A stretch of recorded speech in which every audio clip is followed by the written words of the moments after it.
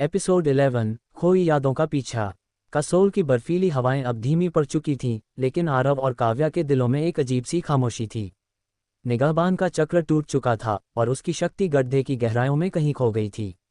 लेकिन इस जीत की कीमत उनकी सबसे कीमती यादें थीं। दोनों एक दूसरे को देख रहे थे, जैसे दो अनजान लोग जो किसी अनजाने बंधन से जुड़े हों। काव्या की डायरी अब भी उसके हाथ में थी, लेकिन उसमें लिखे शब्द अब उनके लिए अजनबी से लग रहे थे। मुझे कुछ याद नहीं, काव्या ने हिचकिचाते हुए कहा, अपनी डायरी को उलट पलट करते हुए। लेकिन ये डायरी, ये मेरे पिता की है। मुझे लगता है इसमें कुछ महत्वपूर्ण है। आरव ने उसकी ओर देखा, उसकी आंखों में एक गहरी जिज्ञासा थी। और मुझे लगता है कि मैं तुम्हें जानता हूँ, उसने कहा, अपनी जेब से अपना पुराना कैमरा निकालते हुए। इसमें कुछ तस्वीरें हैं, शायद वो हमें कुछ बताएं। दोनों ने गांव के उस छोटे से गेस्ट हाउस में वापस जाने का फैसला किया, जहां उन्होंने पिछली रात बिताई थी। वहां एक पुरानी लकड़ी की मेज पर बैठकर काव्या ने अपनी डायरी के पन्ने खोले और आरव ने अपने कैमरे की तस्वीरें देखनी शुरू की। तस्वीरों में जंगल, झरना, गुफा और कुछ धुंधली छायाएं थीं, लेकिन सबसे खास थी एक तस्वीर जिसमें काव्या और आरव एक दूसरे का हाथ पकड़े बर्फीली ढलान पर खड़े थे। ये हम हैं, काव्या ने हैरानी से कहा, तस्वीर को छूते हुए। लेकिन मुझे ये पल याद क्यों नहीं? शायद निगहबान ने हमारी यादें ले लीं, आरव ने जवाब दिया, उसकी आवाज़ में एक हल्की सी उदासी थी। लेकिन अगर हम साथ थे तो शायद हम उन यादों को वापस पा सकते हैं। काव्या ने डायरी में एक पन्ना पलटा जहां एक आखिरी नोट लिखा था, निगहबान की शक्ति को बांधने का मतलब है अपनी स्मृतियों को छोड़ना, लेकिन सच्चा प्रेम कभी नहीं भूलता। सत्य की खोज में विश्वास ही तुम्हारा रास्ता होगा। सच्चा प्रेम, काव्या ने फुसफुसाते हुए दोहराया। उसने आरव की ओर देखा और उसकी आंखों में एक नई चमक थी। शायद हमें अपनी यादें नहीं, बल्कि एक दूसरे को फिर से खोजना होगा। आरव ने मुस्कुराकर उसका हाथ पकड़ा। तो फिर चलो शुरू से शुरू करते हैं। मैं आरव, एक फोटोग्राफर जो शायद तुम्हें बहुत पसंद करता है। काव्या ने हंसते हुए उसकी ओर देखा। और मैं काव्या, एक पुरातत्वविद जो शायद तुम्हारे साथ एक बड़ा रहस्य सुलझाने की कोशिश कर रही है। दोनों की हंसी गेस्ट हाउस की खामोशी को तोड़ रही थी, लेकिन तभी बाहर से एक अजीब सी आवाज़ आई, जैसे कोई भारी चीज़ बर्फ पर खिसक रही हो। काव्या और आरव ने चौंक कर खिड़की की ओर देखा। बर्फीली ढलान पर एक हल्की सी धुंध फिर से उठ रही थी और उसमें से एक नया प्रतीक उभर रहा था, इस बार एक तारा, जिसके बीच में एक आंख थी। ये निगहबान का नया रूप है, काव्या ने डर के साथ कहा, अपनी डायरी को कसकर पकड़ते हुए। मेरे पिता ने लिखा था कि निगहबान हर बार एक नए प्रतीक में लौटता है। तो क्या ये कभी खत्म नहीं होगा? आरव ने गुस्से और हताशा के साथ पूछा। शायद नहीं, काव्या ने जवाब दिया। लेकिन हमें इसे बार बार रोकना होगा। निगहबान की शक्ति को पूरी तरह खत्म करने का कोई रास्ता नहीं, लेकिन हम इसे नियंत्रित कर सकते हैं। तभी गेस्ट हाउस का दरवाज़ा खुला और वही बूढ़ा आदमी अंदर आया, जिसने उन्हें पहले चेतावनी दी थी। उसके हाथ में एक पुराना लालटेन था, जो एक अजीब सी नीली रोशनी बिखेर रहा था। तुमने अच्छा लड़ा, उसने कहा। लेकिन निगहबान का चक्र अनंत है। ये तारा इसका नया रूप है और इसे रोकने के लिए तुम्हें एक नई यात्रा शुरू करनी होगी। कहाँ? काव्या ने पूछा, उसकी आवाज़ में दृढ़ता थी। बूढ़े ने अपनी लालटेन को हवा में उठाया और उसकी रोशनी ने बर्फ पर एक नक्शा बनाया। नक्शा हिमालय की एक और गहरी घाटी की ओर इशारा कर रहा था, जहाँ एक प्राचीन मंदिर था। वहाँ, उसने कहा, वह मंदिर निगहबान की शक्ति का मूल स्रोत है। लेकिन सावधान, वहाँ का रास्ता तुम्हारे विश्वास की आखिरी परीक्षा होगा। आरव और काव्या ने एक दूसरे की ओर देखा। उनकी यादें भले ही खो गई थीं, लेकिन उनके बीच का बंधन अभी भी मजबूत था। हम तैयार हैं, काव्या ने कहा और आरव ने सिर हिलाकर हामी भरी। बूढ़े ने एक गहरी सांस ली। तो फिर जाओ, लेकिन याद रखो, निगहबान तुम्हारी कमजोरियों को जानता है। वो तुम्हारे प्रेम को, तुम्हारे विश्वास को, तुम्हारी हर सांस को परखेगा। दोनों ने अपने बैग उठाए और उस नई घाटी की ओर रवाना हुए। रास्ते में काव्या ने अपनी डायरी में एक नया पन्ना खोला और लिखा, हमारी यादें खो गईं, लेकिन हमारा प्यार नहीं।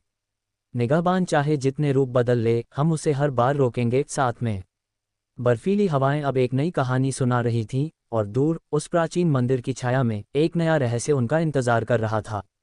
अगले एपिसोड में प्राचीन मंदिर में क्या रहस्य छुपा है? क्या आरव और काव्या अपनी खोई यादों को वापस पा सकेंगे? और क्या निगहबान का चक्र आखिरकार टूटेगा, या ये अनंत यात्रा उनकी नियति बन जाएगी? एपिसोड 12 प्राचीन मंदिर का रहस्य। हिमालय की गहरी घाटी में, जहां बर्फ और चट्टानें एक दूसरे से गले मिलती थीं, आरव और काव्या उस प्राचीन मंदिर की ओर बढ़ रहे थे, जिसका जिक्र बूढ़े ने किया था। रास्ता दुर्गम था, फिसलन भरी ढलानें, कटीली झाड़ियां और एक ऐसी ठंड जो हड्डियों तक चुभ रही थी। काव्या की डायरी और आरव का कैमरा उनके पास एकमात्र सहारा थे जो उनकी खोई यादों को जोड़ने की कोशिश कर रहे थे। उनके बीच का बंधन, भले ही धुंधला हो, अभी भी उनकी ताकत था। क्या तुम्हें सचमुच लगता है कि ये मंदिर हमें जवाब देगा? आरव ने पूछा, अपनी सांसों को नियंत्रित करते हुए। बर्फीली हवा उसके चेहरे को चुभ रही थी। काव्या ने अपनी डायरी को कसकर पकड़ा। पिताजी ने लिखा था कि निगहबान की शक्ति का मूल स्रोत एक मंदिर में है। अगर हम इसे समझ सकें तो शायद हम इस चक्र को हमेशा के लिए तोड़ सकें। रास्ते में काव्या ने डायरी में लिखे एक और मंत्र को पढ़ा। ये मंत्र निगहबान को बांधने के लिए नहीं बल्कि उसकी सच्चाई को देखने के लिए है, उसने कहा।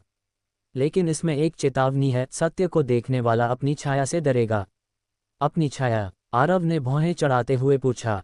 इसका मतलब? मुझे नहीं पता, काव्या ने जवाब दिया। लेकिन मुझे लगता है कि ये मंदिर हमें हमारी सबसे गहरी कमजोरियों से रूबरू कराएगा। आखिरकार घंटों की यात्रा के बाद वे मंदिर के सामने पहुंचे। ये कोई भव्य इमारत नहीं थी बल्कि एक पुरानी खंडहरनुमा संरचना थी जिसकी दीवारें प्राचीन प्रतीकों से ढकी थीं। मंदिर का प्रवेश द्वार एक विशाल पत्थर का था जिस पर वही तारा और आंख का प्रतीक बना हुआ था। हवा में एक अजीब सी सनसनी थी, जैसे कोई उनकी हर हरकत पर नजर रख रहा हो। तैयार हो? काव्या ने आरव की ओर देखते हुए पूछा। तुम्हारे साथ हमेशा, आरव ने मुस्कुराते हुए कहा और दोनों ने प्रवेश द्वार की ओर कदम बढ़ाए। मंदिर के अंदर का अंधेरा इतना घना था कि काव्या की टॉर्च की रोशनी भी उसे पूरी तरह भेद नहीं पा रही थी। दीवारों पर बने प्रतीक अब जीवंत लग रहे थे, जैसे वो हल्के हल्के चमक रहे हों। मंदिर के बीच में एक गोलाकार मंच था जिसके ऊपर एक काला पत्थर तैर रहा था। पत्थर से हल्की सी धुंध निकल रही थी और उसमें से एक परिचित आवाज गूंजी। तुम आ गए, सायरा की आवाज थी, लेकिन अब वो पहले से ज्यादा गहरी और डरावनी थी। मैंने कहा था, निगहबान को कोई नहीं रोक सकता। काव्या ने अपनी मुट्ठियां भींच लीं। तुम हार चुकी हो, सायरा। हमने दर्पण को तोड़ा, निगहबान को बांधा। तुम अब क्या कर सकती हो? सायरा की हंसी मंदिर में गूंज उठी और काले पत्थर से एक छाया उभरी। इस बार उसका रूप पूरी तरह मानवीय नहीं था, उसके शरीर में धुंध और रोशनी का मिश्रण था और उसकी आंखें अब तारों की तरह चमक रही थीं। मैं निगहबान का हिस्सा बन चुकी हूँ, उसने कहा, और ये मंदिर मेरा अंतिम किला है। तुम यहाँ तक आए, लेकिन अब तुम मेरी दुनिया में हो। तभी मंदिर की दीवारों पर बने प्रतीक तेजी से चमकने लगे और जमीन हिलने लगी। काव्या ने मंत्र पढ़ना शुरू किया, लेकिन सायरा ने अपनी उंगलियां लहराईं और मंत्र की आवाज हवा में गुम हो गई। तुम्हारे मंत्र अब बेकार हैं, उसने कहा। यहाँ तुम्हारी छाया तुम्हारा सामना करेगी। अचानक आरव और काव्या के सामने उनकी अपनी परछाइयां उभरीं, लेकिन ये साधारण परछाइयां नहीं थीं। इनके चेहरों पर डर, शक और उनकी सबसे गहरी कमजोरियां झलक रही थीं। काव्या की परछाई ने उसकी ओर देखा और कहा, तू अपने पिता की तरह असफल होगी। तूने उनकी यादें खो दी और अब तू सब कुछ खो देगी। काव्या का चेहरा पीला पड़ गया, लेकिन उसने हिम्मत जुटाई। मैं अपने पिता की तरह नहीं हूं, उसने कहा। मैंने उनके सपने को जिया और मैं इसे पूरा करूंगी। आरव की परछाई ने उसका सामना किया। तू एक फोटोग्राफर है जो सिर्फ तस्वीरें खींचता है। तू इस लड़ाई के लायक नहीं। तू काव्या को बचाने में असफल होगा। आरव ने अपनी परछाई की ओर देखा और उसकी आंखों में एक आग थी। मैं काव्या के लिए कुछ भी करूंगा, उसने कहा, और तू मुझे नहीं रोक सकती। काव्या ने मंत्र को फिर से पढ़ना शुरू किया, इस बार और जोर से। मंदिर की दीवारें कांपने लगीं और सायरा की छाया कमजोर पड़ने लगी। लेकिन तभी काले पत्थर ने एक तेज रोशनी छोड़ी और सायरा ने चीखते हुए कहा, अगर मैं नहीं तो कोई भी निगहबान की शक्ति नहीं पाएगा। पत्थर से एक भंवर उठा और वो आरव और काव्या को अपनी ओर खींचने लगा। काव्या ने अपनी डायरी को पत्थर की ओर फेंका और मंत्र की आखिरी पंक्ति पढ़ी। भंवर रुक गया और पत्थर टुकड़ों में बिखर गया। सायरा की चीख आखिरी बार गूंजी और वो धुंध में गायब हो गई। मंदिर शांत हो गया, लेकिन काव्या और आरव की सांसें अभी भी तेज थीं। क्या ये खत्म हुआ? आरव ने पूछा। काव्या ने मंदिर की दीवारों की ओर देखा, जहां प्रतीक अब चमक नहीं रहे थे। शायद, उसने कहा, लेकिन निगहबान का चक्र अनंत है।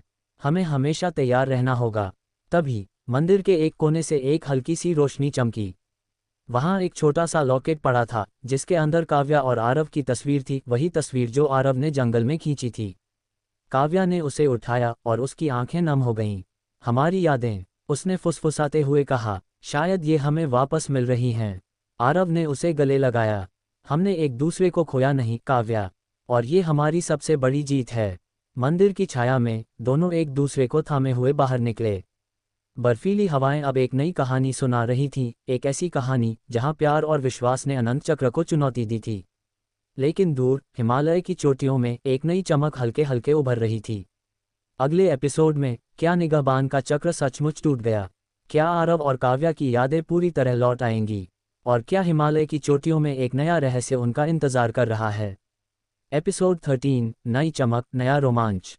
कसोल की बर्फीली हवाएं अब शांत थीं, लेकिन हिमालय की चोटियों पर उभरती हल्की सी चमक आरव और काव्या के दिलों में एक नई बेचैनी जगा रही थी। मंदिर से लौटते हुए काव्या ने उस लॉकेट को कसकर पकड़ा हुआ था जिसमें उनकी तस्वीर थी। उस तस्वीर ने उनके बीच के बंधन को फिर से जगा दिया था, लेकिन उनकी खोई यादें अभी भी धुंधली थीं। आरव का कैमरा अब भी उसके कंधे पर लटक रहा था और उसकी आंखों में एक नया संकल्प था, काव्या को हर हाल में सुरक्षित रखने का। क्या ये कभी खत्म होगा? आरव ने पूछा, बर्फीली ढलान पर रुकते हुए। निगाहबान, सायरा, ये सारे रहस्य, क्या हम कभी सुकून से जी पाएंगे? काव्या ने उसकी ओर देखा, उसकी आंखों में एक हल्की सी मुस्कान थी। शायद नहीं आरव, लेकिन तुम्हारे साथ ये सारी लड़ाइयाँ आसान लगती हैं। दोनों गांव की ओर बढ़ रहे थे जब अचानक एक तेज हवा का झोंका आया। बर्फ के बीच से एक अजीब सी आकृति उभरी, न तो सायरा थी न ही कोई परछाई। ये एक बूढ़ी औरत थी जिसके कपड़े हवा में लहरा रहे थे। उसकी आंखें गहरी थीं, जैसे वो समय के पार देख सकती हो। तुमने निगाहबान को रोका, उसने एक गहरी शांत आवाज में कहा।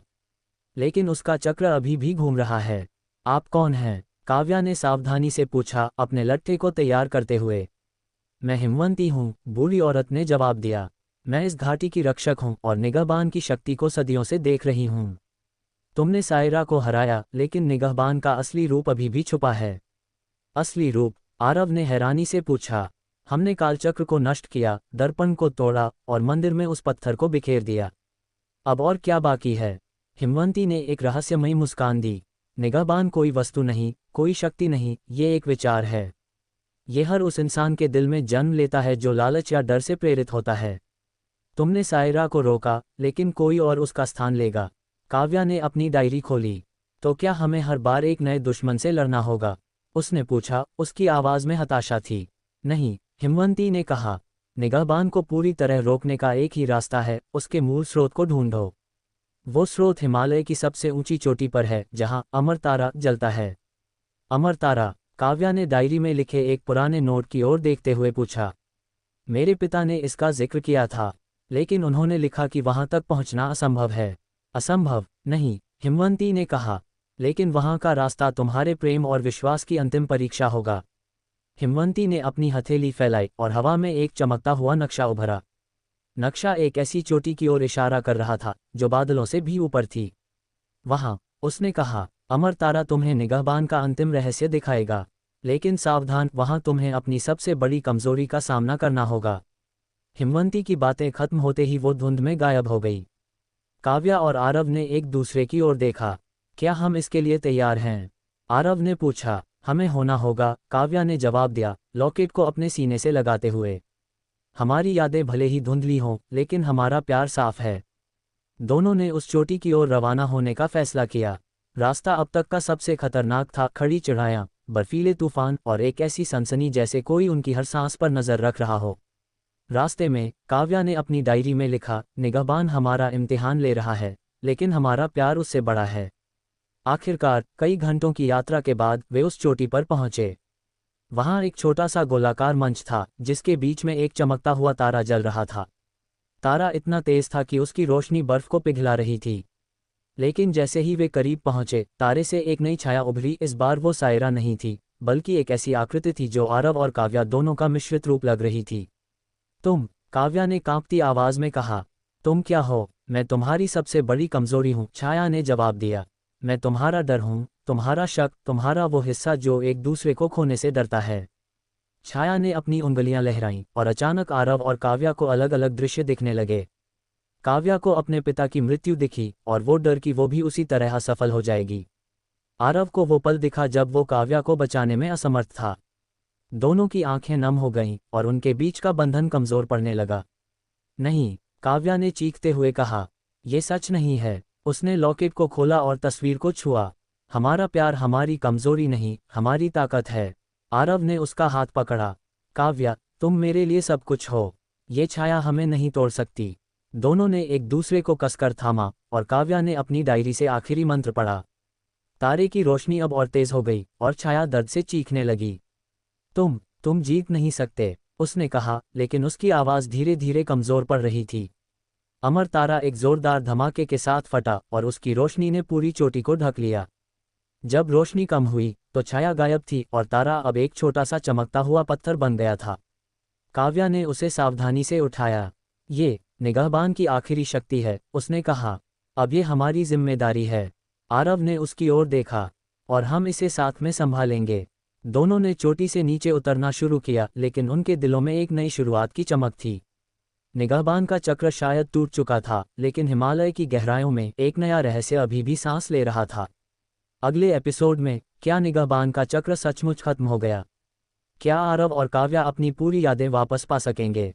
और क्या हिमालय का नया रहस्य उनकी कहानी को एक नया मोड़ देगा? एपिसोड 14, अनंत चक्र की आखिरी गूंज। हिमालय की बर्फीली चोटी से उतरते हुए आरव और काव्या के हाथों में वो चमकता हुआ पत्थर था जो अमर तारा का अवशेष था। पत्थर की गर्माहट उनकी हथेलियों में एक अजीब सी सनसनी पैदा कर रही थी, जैसे वो अभी भी जीवित हो। काव्या की आंखें उस पत्थर पर टिकी थीं और उसकी डायरी अब तक के सबसे महत्वपूर्ण रहस्य को थामे हुए थी। लेकिन उनके दिलों में एक सवाल अभी भी गूंज रहा था, क्या निगाहबान का चक्र सचमुच टूट चुका था या ये सिर्फ एक और शुरुआत थी? काव्या, आरव ने रुककर कहा, अपनी सांसों को संभालते हुए। ये पत्थर, हमें इसे क्या करना चाहिए? इसे संभाल कर रखें या नष्ट कर दें? काव्या ने पत्थर को गौर से देखा। पिताजी ने लिखा था कि निगाहबान की शक्ति को नष्ट नहीं किया जा सकता, सिर्फ नियंत्रित किया जा सकता है। ये पत्थर अब हमारी जिम्मेदारी है। हमें इसे ऐसी जगह छुपाना होगा जहां कोई इसे न पा सके। दोनों कसोल गांव की ओर लौट रहे थे, लेकिन रास्ते में हवा में एक अजीब सी गूंज थी। बर्फीली ढलानों पर धुंध फिर से उठ रही थी और उसमें से एक हल्की सी आकृति उभरी। ये न तो सायरा थी, न ही कोई परछाई, बल्कि एक शांत, चमकदार रूप था जो काव्या के पिता की तरह लग रहा था। पिताजी, काव्या ने कांपती आवाज में कहा, अपनी आंखों पर विश्वास नहीं कर पा रही थी। आकृति ने हल्का सा मुस्कुराया। मेरी बेटी, उसने कहा, उसकी आवाज हवा में गूंज रही थी। तुमने वो कर दिखाया जो मैं नहीं कर सका। निगाहबान का चक्र अब शांत है, लेकिन ये शांति अस्थायी है। अस्थायी? आरव ने चौंक कर पूछा। तो क्या ये फिर से जागेगा? निगाहबान एक विचार है, आकृति ने जवाब दिया। ये हर उस इंसान में जन्म लेता है जो सत्ता, लालच या डर से प्रेरित होता है। तुमने इसे एक बार रोका, लेकिन इसे हमेशा के लिए रोकने के लिए तुम्हें अपने दिलों में विश्वास और प्रेम को बनाए रखना होगा। काव्या की आंखें नम हो गईं। पिताजी, मैंने आपको खो दिया, अपनी यादें खो दीं, लेकिन मैंने आपका मिशन पूरा किया। आकृति ने सिर हिलाया। तुमने मुझे नहीं खोया काव्या। मैं हमेशा तुम्हारे साथ हूँ, तुम्हारे विश्वास में, तुम्हारे प्यार में। उसने आरव की ओर देखा। और तुम, आरव, तुमने मेरी बेटी को वो ताकत दी जो मैं नहीं दे सका। आरव ने काव्या का हाथ कसकर पकड़ा। मैं उसे कभी नहीं छोड़ूंगा, उसने वादा किया। आकृति धीरे धीरे धुंध में गायब हो गई, लेकिन उसकी आखिरी बातें हवा में बाकी थीं। पत्थर को संभालो और अपने प्यार को मजबूत रखो। निगाहबान की गूंज कभी खामोश नहीं होगी। गांव पहुंचकर काव्या और आरव ने फैसला किया कि वे पत्थर को कसोल की एक गुप्त जगह में छुपाएंगे, एक छोटी सी गुफा में जो गांव वालों के लिए पवित्र थी। उन्होंने पत्थर को एक पत्थर की संदूक में रखा और उस पर प्राचीन मंत्र लिखे जो काव्या के पिता ने छोड़े थे। क्या ये काफी होगा? आरव ने पूछा, संदूक को बंद करते हुए। शायद, काव्या ने जवाब दिया। लेकिन अगर निगाहबान फिर से जागा तो हम तैयार होंगे। रात को गेस्ट हाउस की छत पर बैठे दोनों ने हिमालय की चोटियों को देखा। तारे चमक रहे थे और एक हल्की सी चमक अब भी कहीं दूर दिख रही थी। काव्या ने लॉकेट को खोला और उसमें उनकी तस्वीर को देखा। हमारी यादें धुंधली हो सकती हैं, उसने कहा, लेकिन हमारा प्यार हमेशा साफ रहेगा। आरव ने उसका चेहरा अपने हाथों में लिया। और मैं हर बार तुम्हें फिर से ढूंढ लूंगा, चाहे कितने चक्र क्यों न आए। दोनों ने एक दूसरे को गले लगाया और उस पल में हिमालय की ठंडी हवाएं उनकी कहानी को गा रही थीं। लेकिन दूर चोटियों के बीच एक नई गूंज शुरू हो रही थी, हल्की लेकिन खतरनाक। निगाहबान की शक्ति शायद शांत थी, लेकिन उसका चक्र अभी भी घूम रहा था। अगले एपिसोड में क्या निगाहबान की गूंज फिर से उभरेगी? क्या आरव और काव्या अपनी खोई यादों को पूरी तरह वापस पा सकेंगे? और क्या उनकी प्रेम कहानी हिमालय के रहस्यों से पार पा सकेगी? एपिसोड 15, चक्र की अंतिम गूंज। कसोल की शांत रात में गेस्ट हाउस की छत पर बैठे आरव और काव्या हिमालय की चोटियों को निहार रहे थे। तारे आसमान में चमक रहे थे, लेकिन दूर किसी अनजानी चोटी पर एक हल्की सी चमक अभी भी उनकी नज़रों को चकमा दे रही थी। काव्या ने अपने लॉकेट को कसकर थामा, और आरव का हाथ उसके हाथ में एक अटूट विश्वास की तरह था। निगाहबान का पत्थर अब गांव की पवित्र गुफा में सुरक्षित था, लेकिन दोनों के दिलों में एक सवाल अभी भी बाकी था, क्या ये चक्र सचमुच टूट चुका था? तुम्हें क्या लगता है, काव्या? आरव ने पूछा, अपनी नज़रें उस दूर की चमक पर टिकाए हुए। क्या हमने इसे हमेशा के लिए रोक लिया? काव्या ने एक गहरी सांस ली और अपनी डायरी खोली। पिताजी ने लिखा था कि निगाहबान का चक्र अनंत है, लेकिन इसे हर बार रोका जा सकता है, विश्वास और प्रेम से। शायद ये हमारी नियति है, आरव। इसे बार बार रोकना। तभी गेस्ट हाउस की सीढ़ियों से एक हल्की सी आहट आई। दोनों ने चौंक कर नीचे देखा। वहां वही बूढ़ा आदमी खड़ा था जिसने उन्हें पहले निगाहबान के बारे में बताया था। उसकी लालटेन अब भी नीली रोशनी बिखेर रही थी, और उसकी आंखों में एक गहरी गंभीरता थी। तुमने अच्छा किया, उसने कहा, अपनी लाठी को जमीन पर टेकते हुए। लेकिन निगाहबान की गूंज अभी खामोश नहीं हुई। क्या मतलब? काव्या ने सावधानी से पूछा, अपनी डायरी को कसकर पकड़ते हुए। बूढ़े ने आसमान की ओर इशारा किया, जहां वो चमक अब और तेज हो रही थी। अमर तारा पूरी तरह शांत नहीं हुआ। उसकी शक्ति अब भी हिमालय की गहराइयों में सांस ले रही है।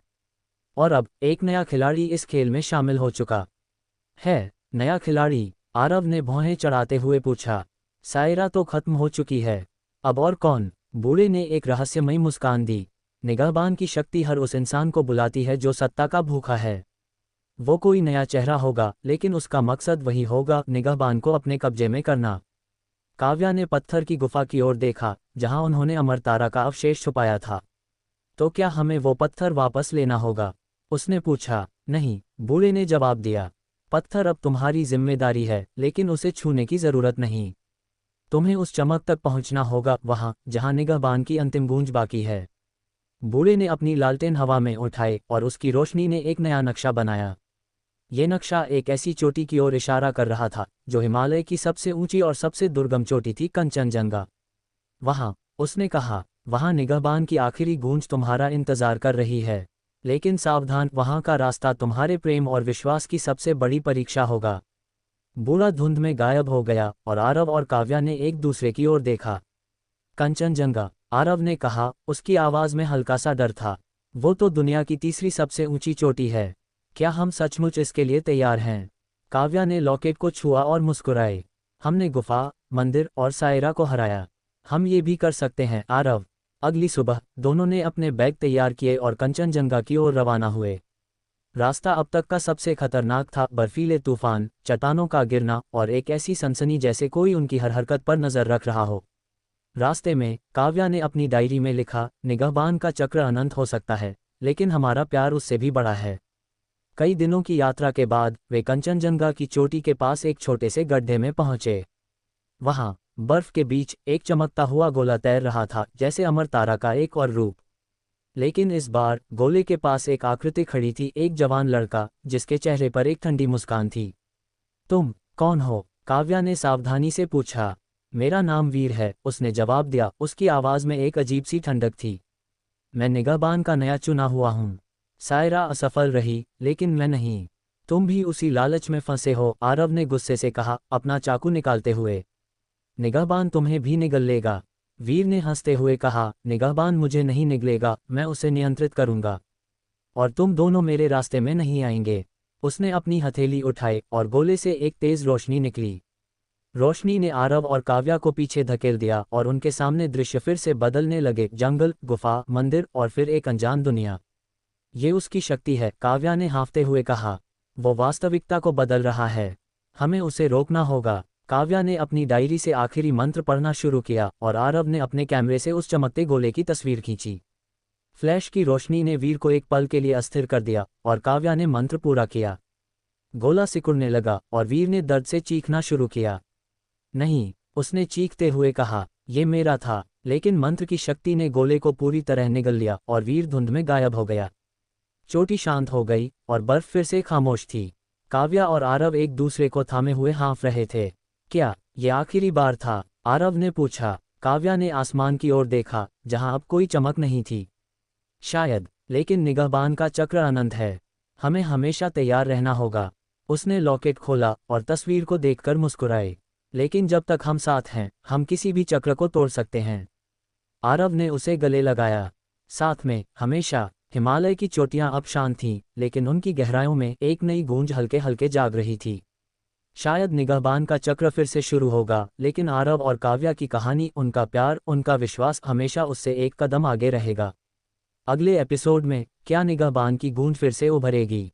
क्या आरव और काव्या अपनी पूरी यादें वापस पा सकेंगे? और क्या उनकी प्रेम कहानी हिमालय के अंतिम रहस्य को सुलझा पाएगी? एपिसोड 16, अनंत की शुरुआत। कंचनजंगा की बर्फीली चोटी पर सन्नाटा छाया था। वीर की चीखें अब हवा में गुम हो चुकी थीं और चमकता हुआ गोला, जो निगाहबान की शक्ति का प्रतीक था, बर्फ में दबकर खामोश हो गया था। काव्या और आरव एक दूसरे को थामे हुए ठंडी हवाओं के बीच खड़े थे। काव्या का लॉकेट उनकी हथेली में चमक रहा था और उसमें उनकी तस्वीर अब भी एक अनजाने बंधन की कहानी सुना रही थी। लेकिन हिमालय की गहराइयों में एक हल्की सी गूंज अभी भी बाकी थी, जैसे निगाहबान की शक्ति पूरी तरह खत्म नहीं हुई थी। क्या ये सचमुच खत्म हो गया? आरव ने पूछा, अपनी सांसों को संभालते हुए। उसकी आंखें काव्या के चेहरे पर टिकी थीं, जैसे वो उसकी हर सांस को गिन रहा हो। काव्या ने बर्फीली चोटी की ओर देखा, जहां अब कोई चमक नहीं थी। मुझे नहीं पता, आरव, उसने धीरे से कहा। निगाहबान का चक्र अनंत है। हर बार जब हम इसे रोकते हैं, ये एक नए रूप में लौटता है। लेकिन हमने सायरा को हराया, वीर को हराया। शायद हम इसे हमेशा रोक सकते हैं। आरव ने उसका हाथ कसकर पकड़ा। जब तक हम साथ हैं, कोई भी चक्र हमें नहीं तोड़ सकता। काव्या ने मुस्कुराकर उसकी ओर देखा। साथ में, हमेशा। दोनों ने कसोल गांव की ओर वापसी शुरू की। रास्ते में, काव्या ने अपनी डायरी में एक नया पन्ना खोला और लिखा, निगाहबान का चक्र शायद कभी न टूटे, लेकिन हमारा प्यार उससे बड़ा है। हर बार जब वो जागेगा, हम उसे रोकने के लिए तैयार होंगे। गांव पहुंचकर उन्होंने उस पवित्र गुफा की ओर रुख किया, जहां उन्होंने अमर तारा का पत्थर छुपाया था। गुफा अब भी शांत थी और पत्थर की संदूक पर लिखे मंत्र अब भी चमक रहे थे। लेकिन जैसे ही काव्या ने संदूक को छुआ, उसे एक अजीब सी सनसनी महसूस हुई, जैसे पत्थर के अंदर अभी भी कोई ऊर्जा धड़क रही हो। क्या हुआ? आरव ने चिंता से पूछा। पत्थर, ये अभी भी जीवित है, काव्या ने फुसफुसाते हुए कहा। निगाहबान की शक्ति पूरी तरह खामोश नहीं हुई। तभी गुफा की दीवारों पर एक नया प्रतीक उभरा, इस बार एक चंद्रमा, जिसके बीच में एक छोटा सा तारा था। प्रतीक से एक हल्की सी रोशनी निकल रही थी और उसमें से एक नई आवाज गूंजी। तुमने मुझे रोका, लेकिन मैं अनंत हूँ। आवाज ठंडी और गहरी थी। मैं हर बार लौटूंगा, जब तक तुम हार नहीं मान लेते। काव्या ने अपनी डायरी खोली और उसमें लिखे आखिरी मंत्र को पढ़ने की कोशिश की, लेकिन प्रतीक की रोशनी ने उसे रोक दिया। ये कोई नया रूप है, उसने कहा। निगाहबान अब किसी इंसान के पीछे नहीं है। ये अब अपने आप में एक शक्ति है। तो अब क्या? आरव ने पूछा, अपने कैमरे को तैयार करते हुए। हम इसे कैसे रोकेंगे? काव्या ने एक गहरी सांस ली और लॉकेट को खोला। हमारी यादें भले ही धुंधली हों, लेकिन हमारा प्यार साफ है। अगर निगाहबान अनंत है, तो हमारा विश्वास भी अनंत होगा। उसने डायरी से एक आखिरी मंत्र पढ़ा, जो उसके पिता ने लिखा था, जो सत्य को थामे, वो अनंत को जीत लेगा। मंत्र की आवाज गुफा में गूंज उठी और चंद्रमा का प्रतीक धीरे धीरे मध्यम पड़ने लगा। पत्थर की संदूक से एक हल्की सी रोशनी निकली और फिर सब कुछ शांत हो गया। क्या ये काम कर गया? आरव ने हिचकिचाते हुए पूछा। काव्या ने संदूक को छुआ। पत्थर अब ठंडा था और उसमें कोई ऊर्जा नहीं थी। शायद, उसने कहा, लेकिन हमें हमेशा सतर्क रहना होगा। गुफा से बाहर निकलते हुए दोनों ने हिमालय की चोटियों की ओर देखा। आसमान साफ था और तारे चमक रहे थे, लेकिन काव्या की आंखों में एक नई चमक थी। हमारी यादें शायद पूरी तरह वापस न आएं, उसने कहा, लेकिन हम नई यादें बनाएंगे। आरव ने उसे गले लगाया। और हर नई याद में हम निगाहबान को हराएंगे। दोनों गांव की ओर बढ़े, लेकिन हिमालय की गहराइयों में एक नई गूंज हल्के हल्के जाग रही थी। निगाहबान का चक्र शायद कभी न टूटे, लेकिन आरव और काव्या की प्रेम कहानी हर बार उससे एक कदम आगे रहेगी। अगले एपिसोड में क्या निगाहबान की गूंज फिर से उभरेगी? क्या आरव और काव्या अपनी खोई यादों को पूरी तरह वापस पा सकेंगे? और क्या उनकी प्रेम कहानी हिमालय के अंतिम रहस्य को हमेशा के लिए सुलझा पाएगी? एपिसोड 17, अनंत की जीत।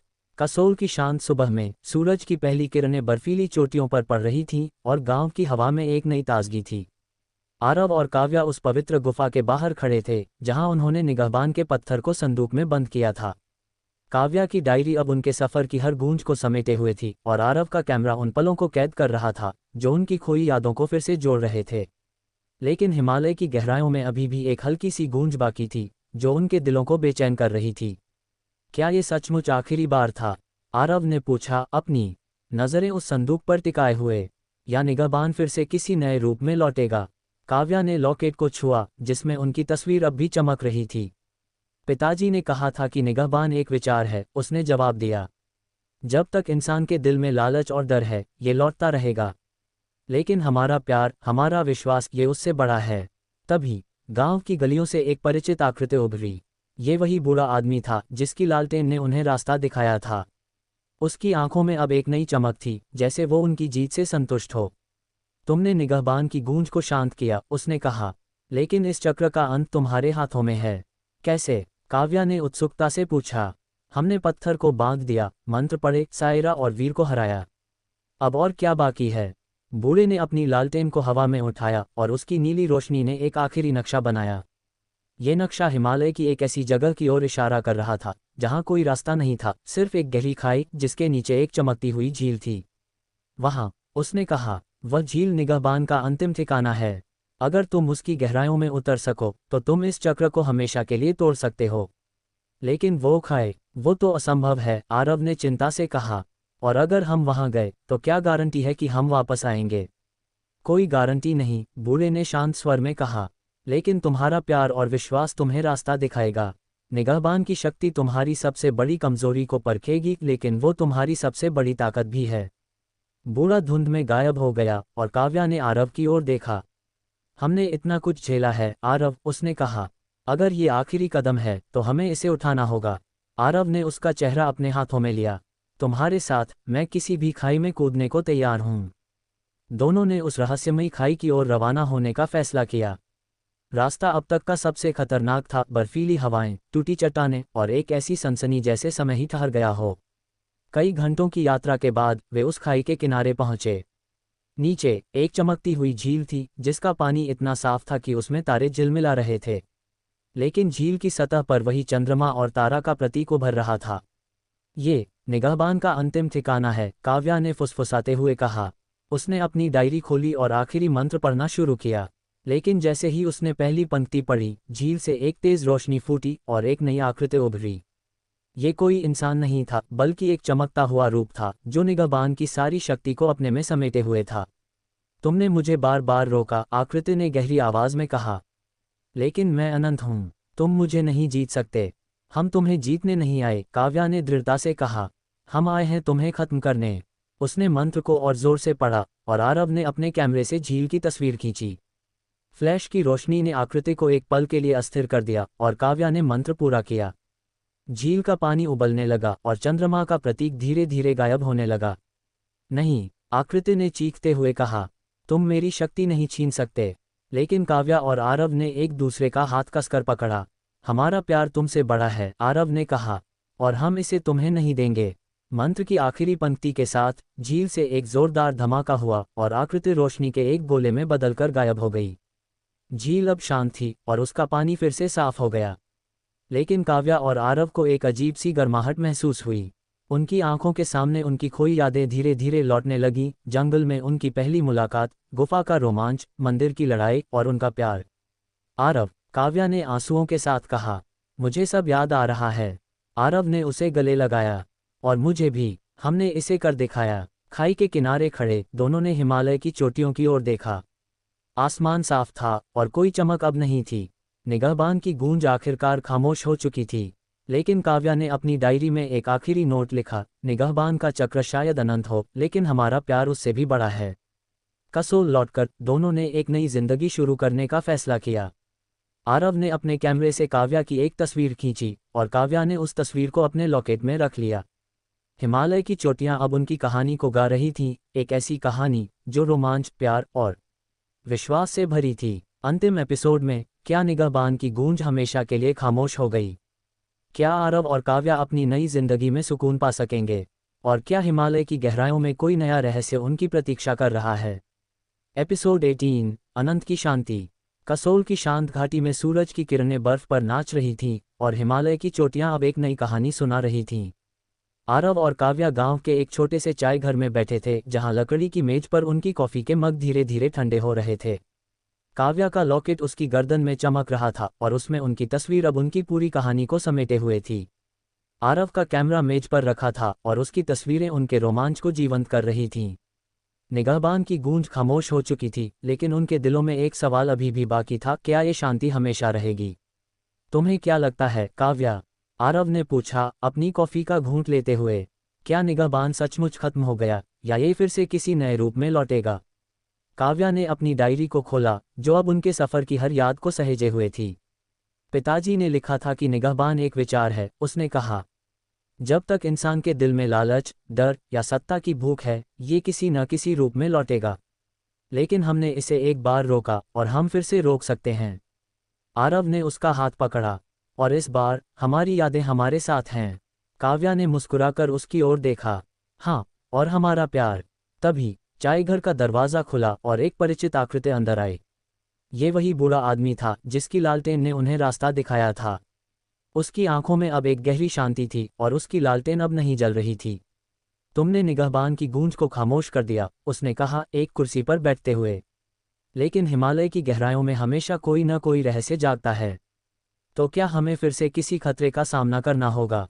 काव्या ने चिंता से पूछा। बूढ़े ने एक गहरी सांस ली। शायद, लेकिन तुमने कुछ ऐसा हासिल किया है जो निगाहबान कभी नहीं छीन सकता, एक दूसरे का साथ। जब तक तुम्हारा विश्वास और प्यार मजबूत है, कोई भी चक्र तुम्हें नहीं तोड़ सकता। आरव ने काव्या की ओर देखा। तो क्या अब हम सुकून से जी सकते हैं? सुकून? बूढ़े ने हल्का सा हंसते हुए कहा। सुकून वो नहीं जो बाहर मिलता है, बल्कि वो जो तुम अपने अंदर पाते हो। हिमालय तुम्हें हमेशा बुलाएगा, लेकिन अब तुम उसकी हर गूंज का जवाब देने के लिए तैयार हो। बूढ़ा उठा और धीरे धीरे गांव की गलियों में गायब हो गया। काव्या और आरव ने एक दूसरे की ओर देखा और उनके चेहरों पर एक नई मुस्कान थी। वो सही कह रहा था, काव्या ने कहा। हमारा सुकून हमारे अंदर है। उस रात दोनों ने गांव के बाहर एक छोटी सी पहाड़ी पर अलाव जलाया। हिमालय की चोटियां तारों से जगमगा रही थीं और कोई चमक अब उनकी शांति को भंग नहीं कर रही थी।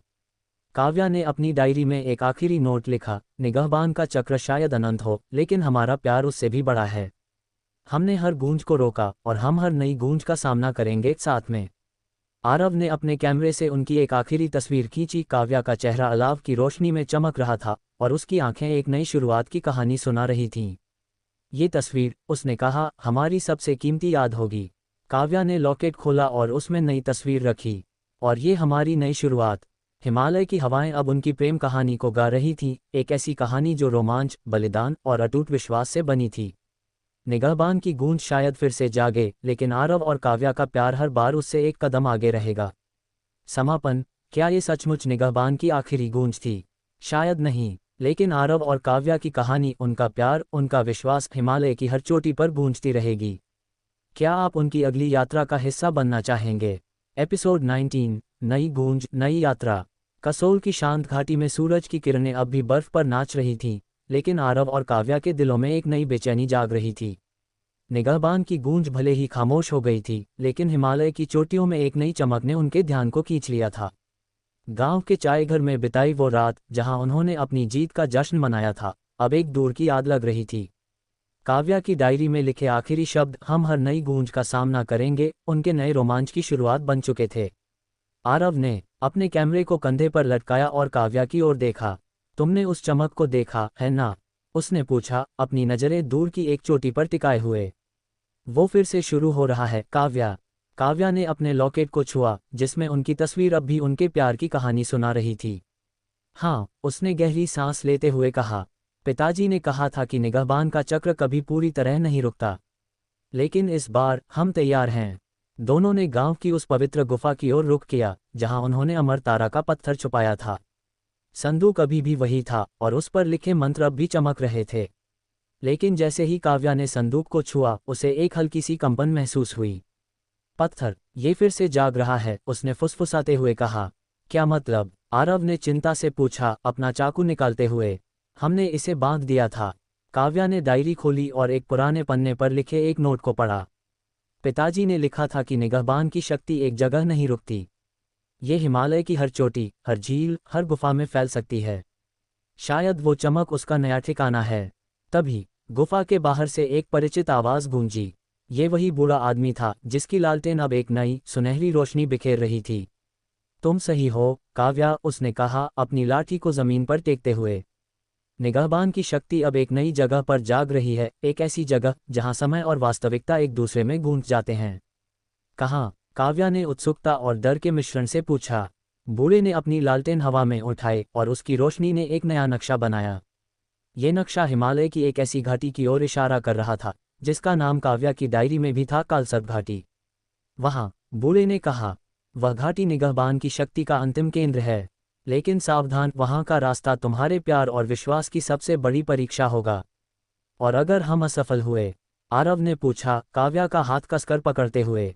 तब निगाहबान तुम्हारी दुनिया को हमेशा के लिए बदल देगा, बूढ़े ने गंभीर स्वर में कहा। लेकिन तुम में वो ताकत है जो इसे रोक सकती है।